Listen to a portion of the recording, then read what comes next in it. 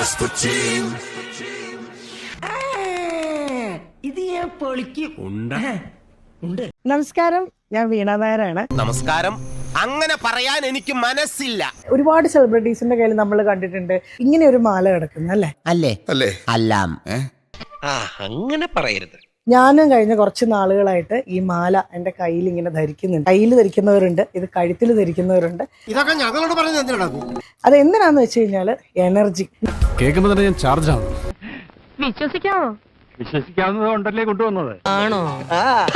Negative എനർജിയും positive എനർജിയും നമ്മുടെ ചുറ്റുമുണ്ട്. ഈ യൂണിവേഴ്സ് തന്നെ ക്രിയേറ്റ് ചെയ്തിരിക്കുന്ന എനർജി കൊണ്ടാണ്. പണ്ഡിതനാണെന്ന് തോന്നുന്നു. അർത്ഥം പറഞ്ഞൊന്നും കേട്ടില്ലേ? സോ അങ്ങനെ നമ്മുടെ ബോഡിയിലെ എനർജി പ്രോപ്പറായിട്ട്, നെഗറ്റീവ് എനർജി ഒന്നും നമുക്ക് കേൾക്കാതെ നമ്മുടെ ഗ്രോത്ത് ഒക്കെ പ്രോപ്പറായിട്ട് വന്ന്.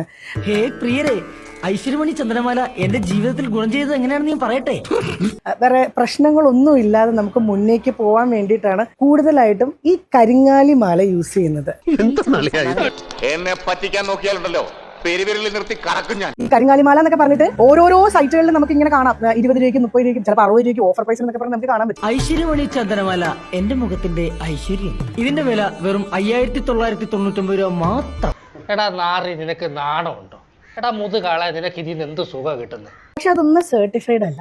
സർട്ടിഫൈഡ് ആയിട്ടുള്ള കരിങ്ങാലി മാല നിങ്ങൾ ധരിച്ചിട്ടുണ്ടെങ്കിൽ അതിൻ്റെതായിട്ടുള്ള എനർജി ഉറപ്പായിട്ട് നിങ്ങൾക്ക് കിട്ടും.